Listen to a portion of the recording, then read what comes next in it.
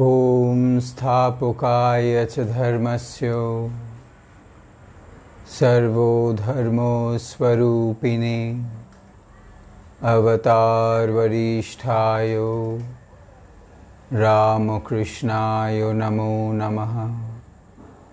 Om Namah Shri Bhagavate Ramakrishnaya namo namaha. Om Namah Shri Bhagavate Ramakrishnaya namo namaha.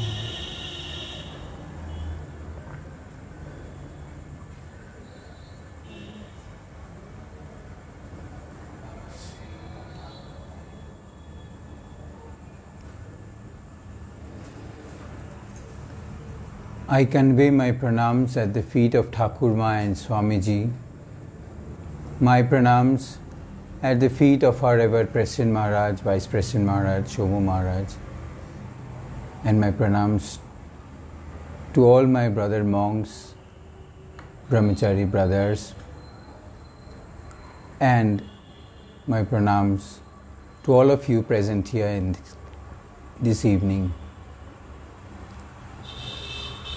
It is indeed another great occasion for me to come before you and say something about a person who cannot be bound within any living body. Swami Vivekananda, though his name is, but as he said, he was a voice without a form. Swami Vivekananda's whole life, if you see, was never without work. A tireless person, working right from his adolescent and going up till his end days. Swamiji was never seen to take any rest unless he was ill. And even if he was ill, he never stopped saying. His voice was really without a form, because his voice touched the hearts of everyone and remained within their hearts, deep into their brains, into their body, and came up profoundly from themselves. It is a great occasion and I consider it a blessing for me to address such a person before you this evening, and I pray to him that may his words be said by him. I pray to the Almighty to shower His blessings on each and everyone who is passing through a very critical stage during this pandemic time.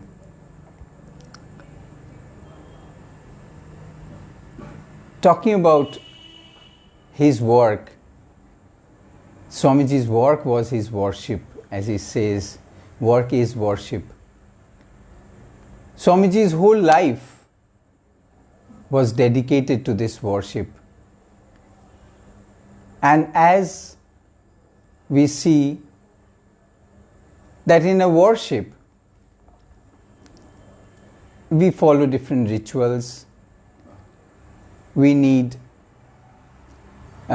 some instruments for puja. We need some items for this puja. And above all, we need an idol before us, a deity before us, whom we worship. There are different rules, norms, there are ethics, there is love, there is dedication, there is concentration, meditation, there is bhog, there is rag, everything, arati, that makes a worship complete. Now these are all necessary to realize your own self. Each one has a significance, and the person who performs this puja, he is required to realize them through his heart within, from the deepest core of his hearts. The same happened with Swami Vivekananda. But what can you tell me, what was the deity that he worshipped? Who was the deity that he worshipped? The deity was circumstance. Circumstances around us compel man to work.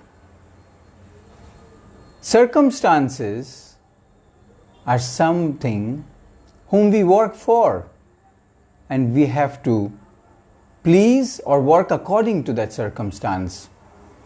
And throughout Swami Vivekananda's life, we see that his every action was dedicated to that circumstances.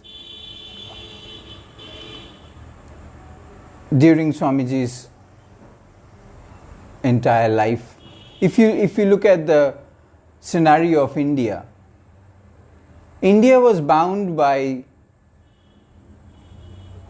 the British rule. It was imposed upon them. It was imposed upon us. Our forefathers, they were bound by the British rule, and they had no free will to do anything. Whatever they had to do, they were under this bondage, and they couldn't come up. What was within them, they could not even prosper and show to the world that what was within India. And this pained Swamiji very much. Poverty was always there. People were always thrusted with poverty. But poverty was external. Swamiji knew that within India, there were so many riches which he could give up to the entire world, to the entire history. And there wouldn't be any lack of any riches in India to the people of India. Religion was the backbone of India. Spirituality was the backbone of India. It was within that spine, that marrow within that spine. But the British rule imposed certain cliches upon India and portrayed it to the world that these are the bad sides of India. They were this and they were that. They praised idols. They were into this black magic. And no matter whatever they said to the world, even when Swamiji went to the Parliament of Religions, even over there continuously, there were many other people who represented other religions from India. But the Christian missionaries, they intentionally portrayed a darker side of India to the whole world present over there. And that was done intentionally. Because the Britishers knew very well that if India turned around, they would overcome the whole world. They had so much of power, they had so much of potency within India. The Indians had so much of potency that they could overturn the whole world and bring up a new era. Swamiji waited and waited till he got his chance to speak in the Parliament of Religions. And when he rose up to the dais, he, with strong boldness, he declared to the world that what are you Christians, Christian missionaries, what are you trying to impose on India? What are you trying to portray? Your history is only just 400 years back, and you cannot show me. He is saying clearly that you cannot show me anywhere where Christianity was preached through piousness, through prosperity and peace, but it was under the force of the sword that it was preached to the entire world. Swamiji is clearly saying.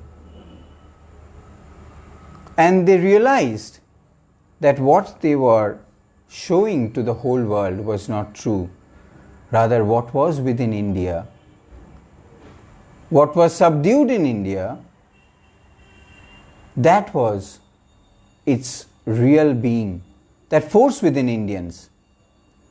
And Swamiji did that one thing, that he lighted that fire. Sister Nivedita is saying, where others, they talked about ways and means, Swamiji knew how to light the fire. Where others were showing different ways, he did the thing itself. Swamiji knew how to light that fire within Indians. It was from that time that the Indians realized what was within themselves, which they had forgotten for so many years. It was from that time when India turned around. And that was Swamiji's worship. When on that rock, the last rock of India, sitting in Kanyakumari, Swamiji, you can imagine Swamiji was sitting with India in front of him, not at the back. Swamiji faced the whole Indians and sat on that rock and meditated. And what did he see? He knew that he had to do something to arise that enlightenment, to arise that power within India, which provided that force that India would once again get up and turn around. That was his worship. He worshipped at in Kanyakumari, and when he closed his eyes, the whole of India was in front of him, and he saw the plight of the people. Before that, he traveled all over India. He saw from every place, from every religion, he saw in every district, he saw what was inherent within those Indians, but they just could not stand up because the backbone was broken. It was made forcibly, they were made to understand that they were just nothing. Everything, whatever their culture was, whatever the civilization was, they were all just nothing, and they were all bad. This was what was imposed on the Indians. And Swamiji took up his prime responsibility that if I have to do something for the Indians, I will have to do it from outside. His whole planning was in such a way, he saw the whole of India. He prayed at the last rock of India. He sat over there in meditation, and he discovered that yes, if I had to do something, I have to go out of India. Let that force come from outside, and let that force awaken India. Let that force awaken the people of India. Let them realize what they had within themselves. And when Swamiji spoke up in the Parliament of Religions in Chicago, that wave not only shook the whole world, it shook each and every person of India. Each and every person came to realize what was within themselves, and they started growing up, growing within themselves, feeling that power once again, that yes, we could do something. Here, his mere words struck so much of power into those young people, Alasinga Perumal, including his whole those young force in South India, and you can see still now that is going on. What force was in his words? That came from his realization from within. Everybody wants not only mere words, not only mere directions, but you have to do something, and that is what Swamiji did. He portrayed throughout his whole world. He gave up his whole life to the people, to the whole world, a demonstrated life. That see, not only hear from me, my words are there, but see my whole life also. See what I have done. See what more can be done. Swamiji is lamenting at one place and he's saying, if only another Vivekananda would have come, he would have knew that what this Vivekananda did. In our last discourse, we were speaking about, we heard that it is that matching, that bonding, that when comes together, one can understand the other if they have that mental bonding, if they have that mentality that matches. The same thing Swamiji is saying, if another Vivekananda would have come, if another Vivekananda would have been with that mentality, he would have understood what this Vivekananda had done. Remember, Swamiji wanted each one of us to become that another Vivekananda. He wanted each one of us to stand up bold and strong and declare to the whole world what our civilization upholds. We can give much more to the world. We have so much of treasure in India. We have so much of treasure within. You can see there were so many people. Whoever came to India, they evaded this land. They took up the treasure from here. So many people came over here. So many kings and so many dynasties they had come over here. They flourished in India. Why? Because Indians knew how to serve. And the other clans, the other dynasties, they understood it at a very early age, that Indians knew how to serve. But Indians also know how to awaken themselves. And Swamiji did this very thing, that he awakened that consciousness within us, that realization within us, with which we can realize God, that power within ourselves. That was what Swamiji did. That was his worship. He had tremendous strictness upon his own self. He implied when he established Belur Mutt, when that monastery was there was tremendous discipline. Swamiji always liked this discipline.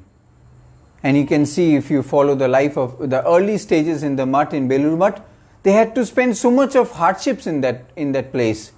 There was no lavishness. There was no luxury. Even there was no proper food. Swamiji used to discuss, he used to initiate discussions regarding Shastras, regarding the scriptures, there's so many topics regarding Thakur. He used to initiate discussions and he used to sit quietly and see. He used to make two groups that, okay, you give your vision, you give your vision, what do you think about this? He used to initiate and he used to sit quietly over there and listen to what they were saying. And this used to take deep into the nights. They used to go to sleep at around, say, 1 o'clock. Again at 4 o'clock, Swamiji used to give the rising bell. Swamiji told his disciple, go and give the rising bell. It's around 4 o'clock. Everybody he was so shocked. Swamiji, everybody will come and beat me if I give the rising bell now. Swamiji says, you go, I am saying I am behind you. When he went and he gave the rising bell, everybody got up from their sleep and they were almost about to beat him. What are you doing? We just went to sleep 2 hours ago. And when they saw Swamiji was behind him, they got up. And Swamiji is saying, did I make this monastery for you to sleep over here? Then you could have been at your home, you could have been at your houses and slept in peace. Why have you come over here? That was the discipline which Swamiji incorporated within this mutt, and it is still now being followed. Why? Because Swamiji knew that these disciplines were not bondages. Many people may say that maximum freedom. But freedom doesn't mean that you can do whatever you want. Our religion gives us freedom. There is so much of flexibility within the Sanatana Shastra. There is so much of flexibility within our culture that God has given us this conscience. That I am sending you with this conscience. You can do your karma as you wish. But you have got that conscience also that will be guiding you. The only thing is that you have to be on the lookout. You have to be on that to keep your karma into the right place. And that is why all these disciplines, these are not bondages. Swamiji incorporated these. Another incident which I would like to say, when Swamiji said that everybody would have to go up, get up early in the morning and come for meditation. One day Tarak Maharaj he couldn't get up in the morning and he was late for that meditation. Swamiji even sent him that if you don't get up in the morning, then you have to go out for bhiksha. You won't get food in the monastery. And Tarak Maharaj has to go out. But Swamiji didn't have his food that day, and he waited when they would come with his bhiksha. And all together they sat over there and they had they distributed that bhiksha and they had everyone. So these were not bondages. What Swamiji wanted to show was that if you have to say something and if you want somebody to follow you, then you have to be that person. You have to do it yourself, you have to practice it yourself, and only then people will see you and they will follow you. But why is this needed that you have to follow somebody? It is not to imitate. Let me be sure, let me be frank with you. It is not that you have to imitate, but you have to follow. Because in imitation, there are two separate identities. Something which you are doing forcefully, which you have to do because you have to show somebody, and something within yourself which you don't want to do, but still you are doing it. It is not according to your will. But Swamiji didn't say that. You have to live a life so that people can follow you. That was his worship. And at that place, Swamiji made his work his worship. He worshipped that circumstance. And mankind were his offerings. They were the medium through which Swamiji, they served him. Swamiji served mankind. But his worship was that circumstance. He worked according to that circumstance. What was needed at the time? Otherwise, if he wouldn't have realized that, circumstance, what was needed, if he wouldn't have meditated and he saw for himself that was what was needed, which could have, that vibration could have only bring out people, those people who had their backbones broken, otherwise he couldn't have done that.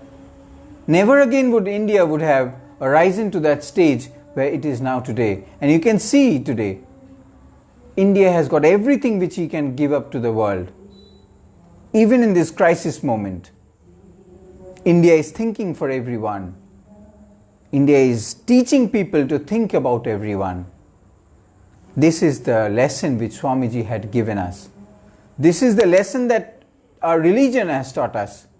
This is the lesson which was inherent within our religion. That was spirituality. And Swamiji's sayings, Swamiji's life, even till today, we are seeing that his worship is still going on. Even till today, his worship is being carried on from within ourselves. And what is that? Swamiji says that I will not be freed unless even one dog will not attain mukti. I will come again and again. I can throw out my body as a torn robe. I can take many lives. But I will come again and again if people do not attain their mukti. What he wanted to say was that unless we realize ourselves, unless we have that consciousness within ourselves that can enlighten us, we will not be freed. And Swamiji will come again and again. Even till today, we see that Swamiji's power is guiding us through our daily lives. Even today, the youth, the people of India, they are standing up upon their own feet and they are fighting. And that was the message of Swamiji. Stand upon your own feet and fight. That was his, even in the freedom movement of India, and even till today, when people are, they have attained that freedom from the British rule, but still we are bound by our own selves, where our wants, our desires, they are binding us. That is where we are being bound. But that is what not Swami Vivekananda had wanted. Everyone will have to keep in mind that, of course, Swamiji had emphasized on our willpower. We have tremendous willpower. But above that, there is something which guides us. There is some force that guides us even within our willpower. If I give you a small example, it will be clear to you. Suppose a farmer, he has a land where he cultivates his grains. He uses his efforts, he uses his resources, he works very hard, he prepares that land, he tills that land, he sows the seeds, he puts the fertilizers, everything. He uses his willpower and he prepares that land. But even after that, he has to wait for something. That something that he has to wait for is the rains. That is beyond his will. He cannot, even if he wants, it may not rain. He has to wait for the rains to come down. Just like that, our willpower guides us. That is the force. But still there is some more force for which we have to wait. And that is the force of the God. We perform our meditation, we perform our job, we concentrate, we may do everything. But God's will, it is His will through which He leads us towards Him, through which He unfurls Himself to us. Over there we have no right. We can work very hard, but His will gives us to that, it takes up to Him, to His darshan. There is a very good story in the Puranas. There were two saints who were practicing meditation. For years and years, one saint, he was sitting and meditating, and so deep was his meditation that white ants grew upon him. He had no feeling about his whole body, and he was completely turned into an ant hill, and he didn't know, and he was so deep in his meditation, and he wanted to see God, that he had no realization of his whole body. And still he meditated to attain God, to see Him. And there was another person who was very happy. He was saying the prayers of God. He was going around preaching his words, singing to himself, and he was very happy. So one day, Narad Muni, he was passing by and he saw these two people. those two saints. The one saint who had turned into that anthill, when he saw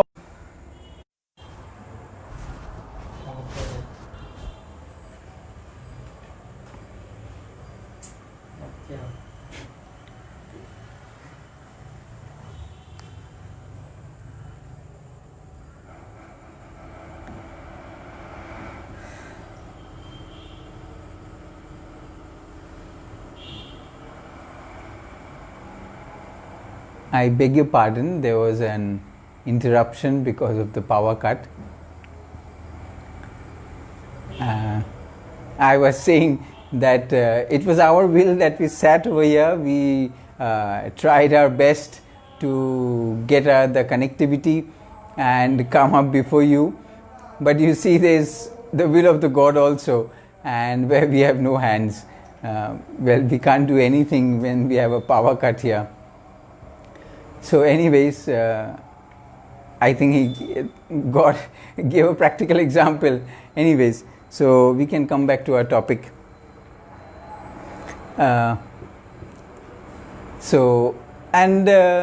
These two people, they were when they met Narad Muni, one of them said that you are going to God, you are going to Him. Will you please ask me that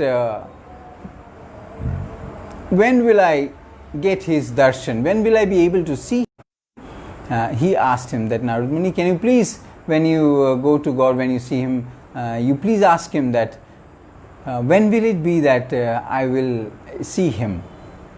So Narad Muni said, yes, okay, when I meet God, I will surely ask him, and next time when I come here, I will tell you. And the other person who was very happy, he was also meditating, he was singing, he was chanting the name of God. He also asked him that, Narad Muni, when you are going to God, will you please ask him that when will I be able to see him? So when Narad Muni went to God and he met him, and he said that there are two persons who are meditating, who are passing through so much of hardships in this world, and they wanted to know that when will they see you? When will they see you? So the Lord replied, where they are meditating, there is a tamarind tree. You tell them that as many leaves are there in the tamarind tree,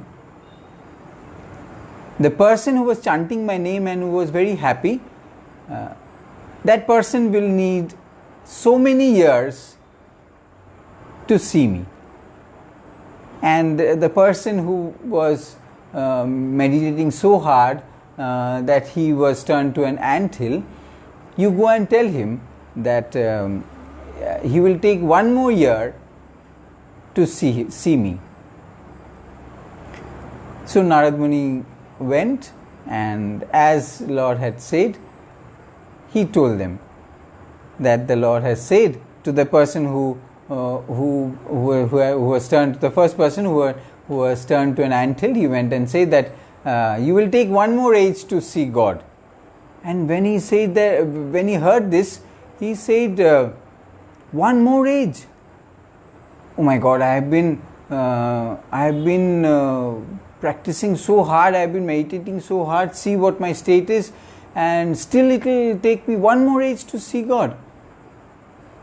Okay, what to do? But he was very disheartened. So Narad Muni passed on from him, and he went to the second person.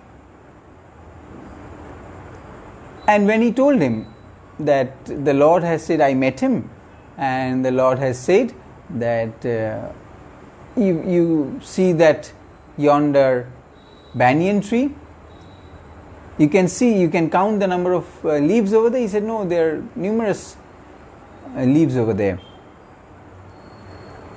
Narad Muni says, the Lord has said that you will take so many ages to see the Lord. And that person, on hearing this, he started laughing, and he was so happy, he started dancing and chanting the name once again. But suddenly, Narad Muni asked him, why are you so happy? He said that at least the Lord has said that I will see him. I will be able to see him. That is why I am so happy. No matter it takes me so many ages, I am not worried about that. But I know that I will see him once. I have got the determination, and when he has said that I will surely see him once. And suddenly the Lord comes before him, and that Mendict, he sees Lord and he is blessed by his presence, by his darshan. But Narad Muni, he couldn't understand the difference, that what was happening. Of course, means whatever the Lord does, it is very tough for us to understand its meaning. So the same happened with Narad Muni, and he couldn't just understand that what was happening. So he asked the Lord that why was it that that person who was supposed to see you after so many ages, you came before him and you gave your darshan, and that person who had to attain one more age just to have your darshan, and you didn't come to him. So then the Lord says, that person who relied on me, and he was so happy to hear that yes, he will at least see me. He will see me no matter how many ages it takes him, but he will see me. He was happy with that. He was contented with that, that yes, when the Lord has said, I will see him. He was contented with that. Practicing meditation, practicing religion brings us this contentment. That you are contented, you are satisfied.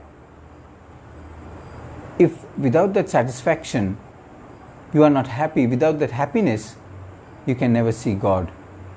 Without that reliability, you can never see God. And the other person who had only one more age to see me, he was so dissatisfied that he had to take one more age also to see me. He was not happy with that. The meaning, the significance of this story, which I said, this anecdote, was that if we are not contented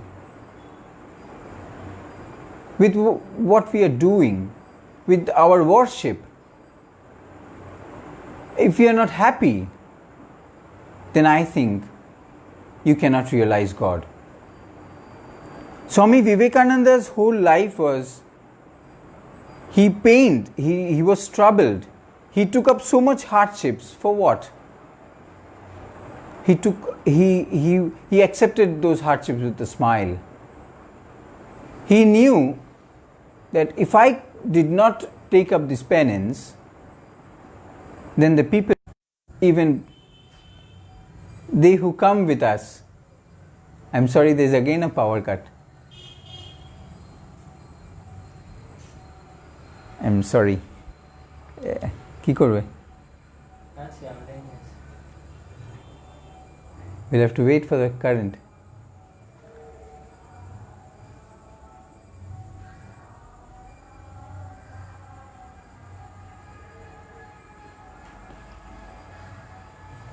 Should I carry on or should I stop? They can see me. There is again a power cut. I don't know, there is a problem today.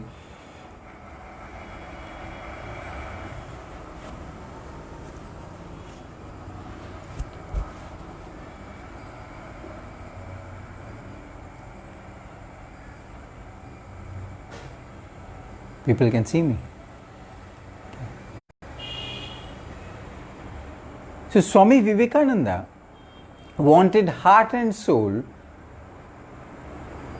that we, his children, may realize our potency, what we can do, and we must go up to the highest level No matter what comes within us, no matter what comes, what binds us, whatever bondages we have, but we have to go ahead.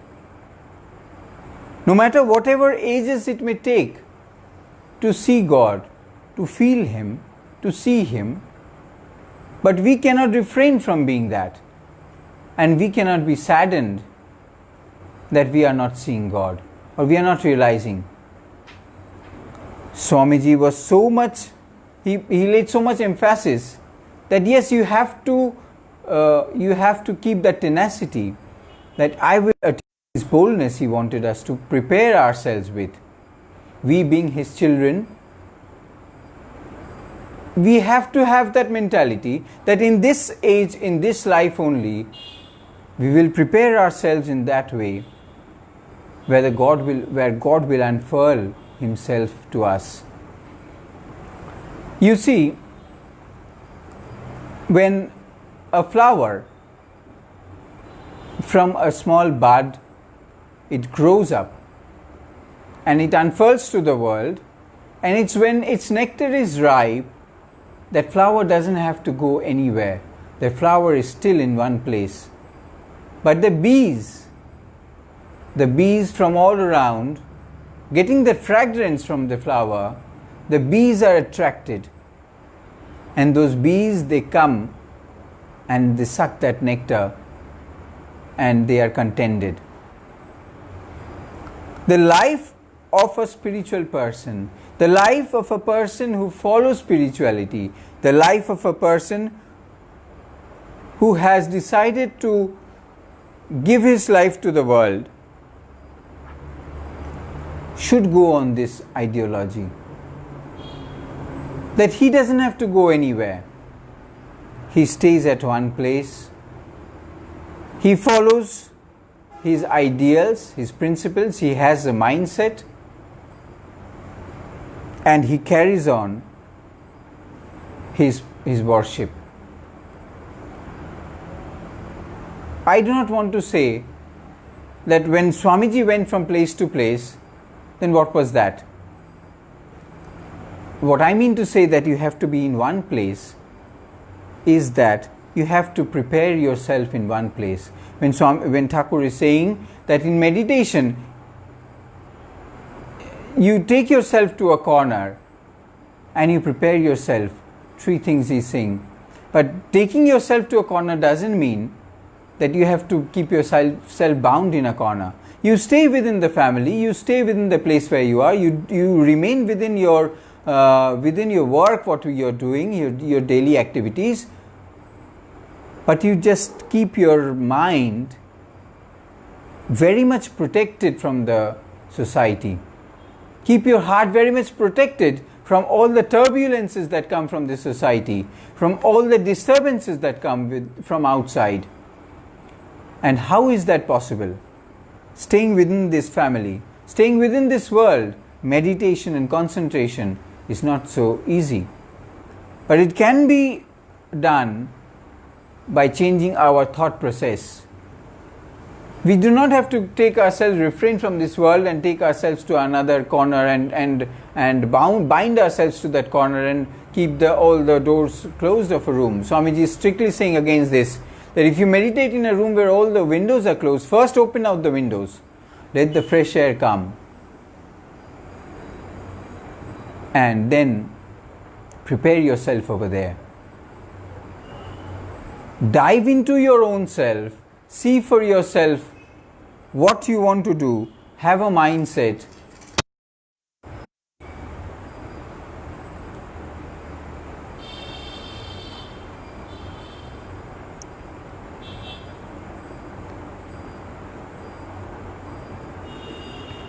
If we convert ourselves to those ashes, they will be offered at the feet of the Lord. There will be demarcations. When we perform a yajna, in that yajna, what do? We have so many things over there to offer. We have those bale leaves. They are dipped in ghee and it is offered in that fire. We have bale cart, bale woods that is prepared and it is given into that yagna. And when everything is, we finish off with that yagna, what does remain there? It remains those ashes, and that black ash, they come up on our forehead. That demarcates that a yagna had been performed.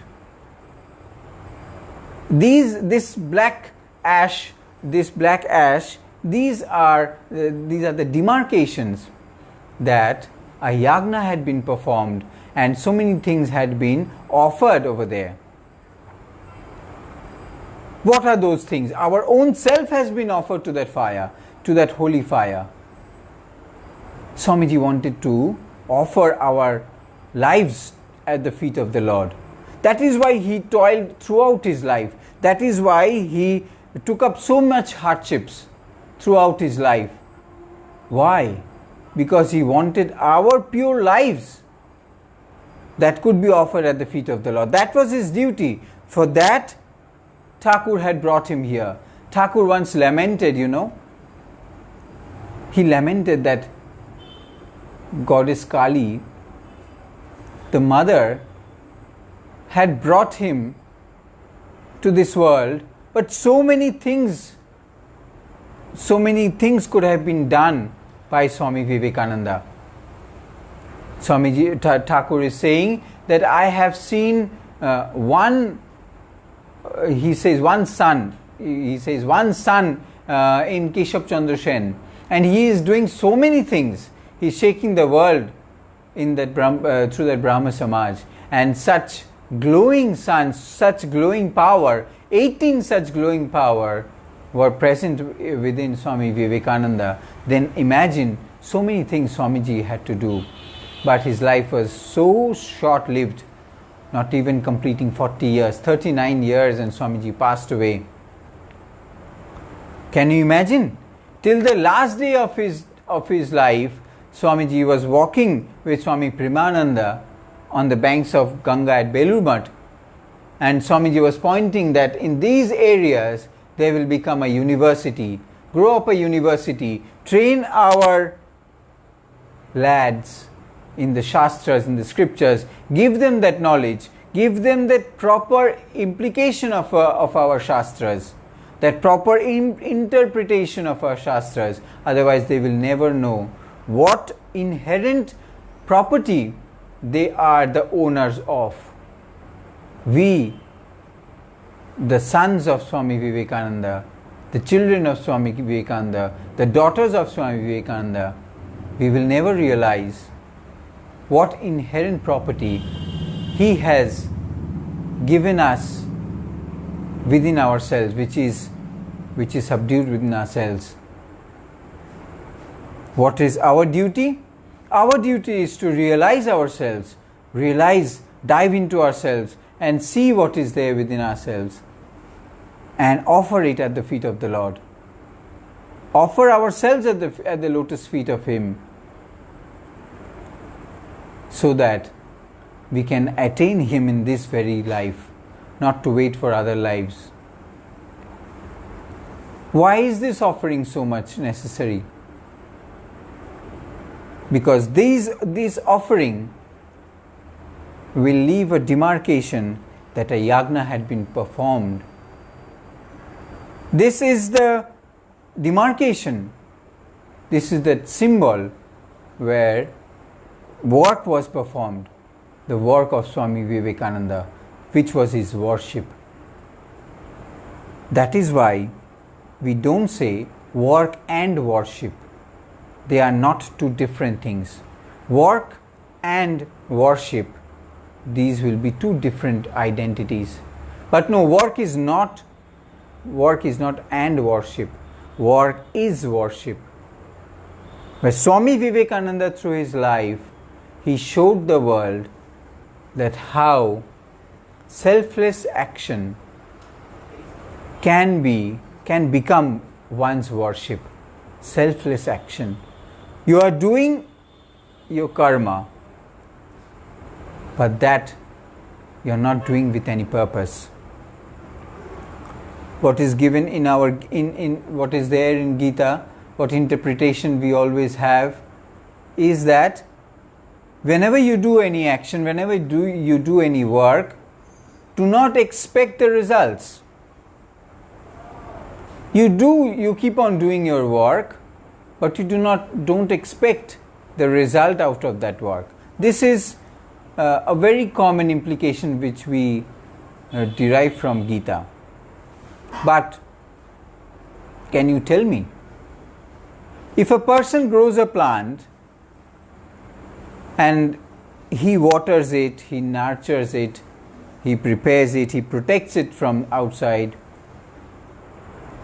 and slowly that plant, it grows up, it bears flowers, it bears fruits, then is it not very natural for that person to expect that this plant would bear a fruit? Is it not very natural for that person to expect that this plant will bear flowers and they will be good quality flowers? He has to protect those flowers from insects. He has to protect those fruits from insects so that they are not rotten. When a parent brings up their children, is it not expected from them that they will of course want that their children will be proper human beings, they be proper men and women with that intellect within themselves? So can we say that no, they should not expect this? That would be wrong. Gita doesn't tell us that you don't expect fruit out of a plant. What Gita says is that it is very normal that you expect fruit out of the plant, but you do not want that fruit to be yours only. That fruit has taken all the nourishment from this Mother Earth, from the 5 elements. And those 5 elements are now converted into that form of a fruit. All those characteristics of the 5 elements, they are within that fruit. What human beings have done has nurtured it, protected it. Now this fruit belongs to this whole world, and everybody has their right upon that fruit. Even a bird has its right, even a monkey has its right on that fruit. Everybody has a right to taste this fruit. It is not that fruit doesn't only belong to the person who cultivated it. If a person says that this fruit is mine and it is my own sole property and only I can devote this, only I can utilize this fruit for myself, that will be wrong. The Gita doesn't say that. Gita says that this fruit it belongs to the whole world, and everybody has its share in it. Not only the person who got that fruit, not only that person who cultivated that plant. That is where we have to understand.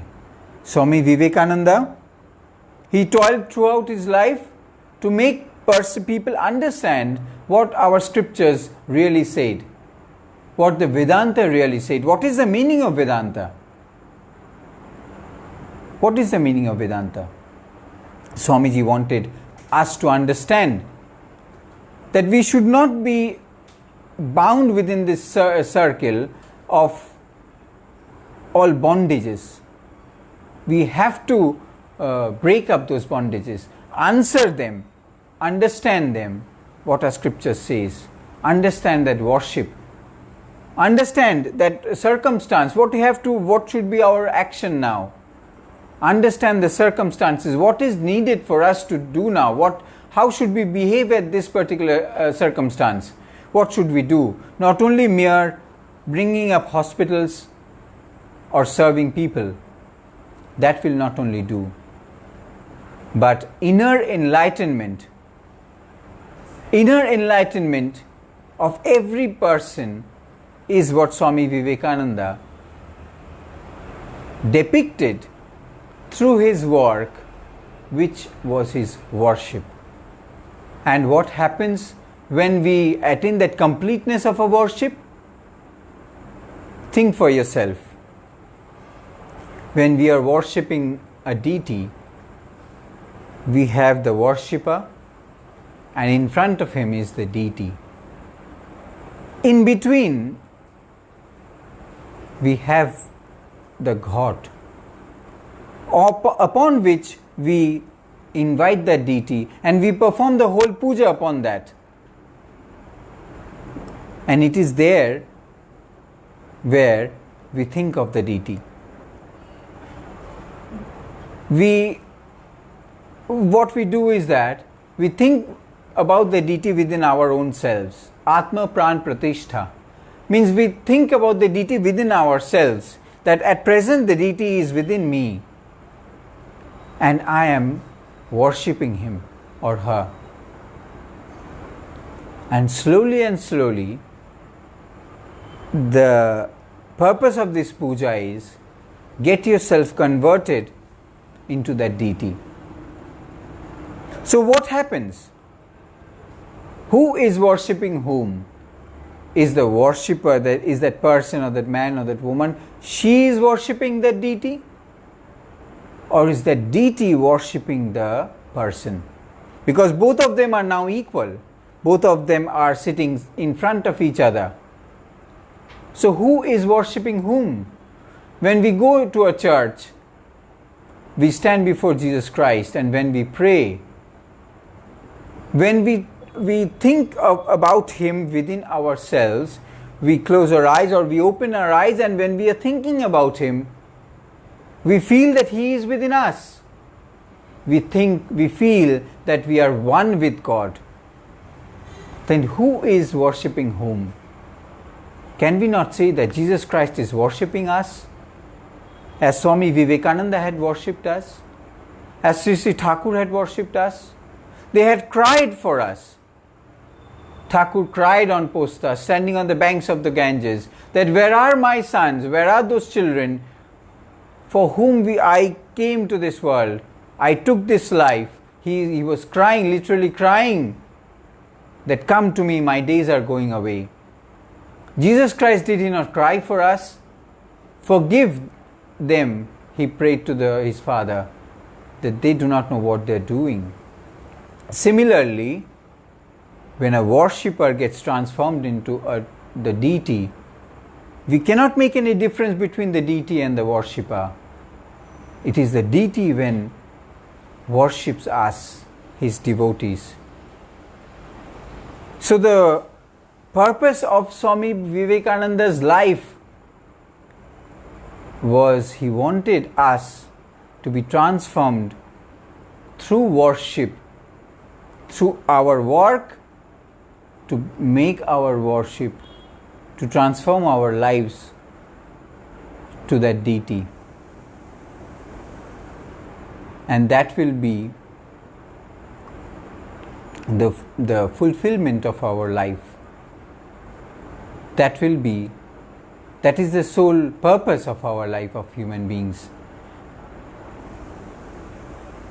And that is when we will realize that work is worship. Work gets transformed to worship. They become one. Work is worship. Worship is work. That is our duty to Swami Vivekananda, the person who gave up his entire life for the well-being of us. We also have a duty towards him. Not only our right. We always think of our rights, but we must also think of our duties. What we as their children are our duties, to realize them. So from now on, we must start, if we have not done it before, start realizing ourselves, start awakening our conscience, thinking about Swami Vivekananda, light that fire within ourselves, bring that power within ourselves so that we can shun all our bad qualities, shun them all aside, and go ahead towards God. That is the only purpose of mankind. That is the only purpose of human life. That is for what we are born. Nothing else, believe me, nothing else. That is our sole purpose. I pray at the feet of the Lord. May His power drive us throughout our life. May we never lose Him. May we not. May He not leave His hands. Because when I'll end, I'm taking a lot of time. We had some power cuts which we could not avoid. We sincerely beg your pardon for that. Please forgive us for this power cut. Of course, that was not within our hands. We have seen a monkey and a cat. A cat takes care of its kids, of its cubs. The cat catches the neck of his cubs and keep them from one place to another. And the child of a monkey, they try to hurl on to their parents. And that monkey, they just go on from one place to another, jumping from one place to another. There are chances of that child from dropping away, because it's a small child. What power it has to catch on to his father or mother? What power do we have that we will catch on to the feet of the Lord? So we pray to Him that as the cats take the kitten from one place to another, our duty, we will pray, we will prepare ourselves, we will try our heart and soul, and with a very clean heart, with a very pious heart, we will yearn for God. We will yearn for God. We want to see Him in this life. We want to attain Him. And with this we pray to Him that He, according to His will, keep us the best He thinks for us. We know that we are now passing through a very critical place where every moment people are losing their confidence. At every moment, they are trying heart and soul to stay very strong, so that the people surrounding them, they also stay strong. They are trying the heart and soul to keep their nerves, but they are failing day and day, because this pandemic, it is engulfing us. But believe me, if we rely on God, if we have that reliability, that yes, hard times have come to us, it is not that hard times is coming to us for the first time. It is maybe that we are seeing it for the first time, but our civilization has experienced it a number of times, maybe harder or graver times than now, because now we have improvised technologies, but previously there were not so many improvised technologies there. So it is our earnest prayer to God that, O God, to look after your children and keep them the best as you think, and may we rely on you, have that reliability, give us the power, give us that reliability, so that we can rely on you with our soul. Jananing Sharadang Deving Ramakrishna Jagadgurum Padu Padme Tayo Sritva Pranamami Muhurmuhu Pranamami Muhurmuhu Pranamami Muhurmuhu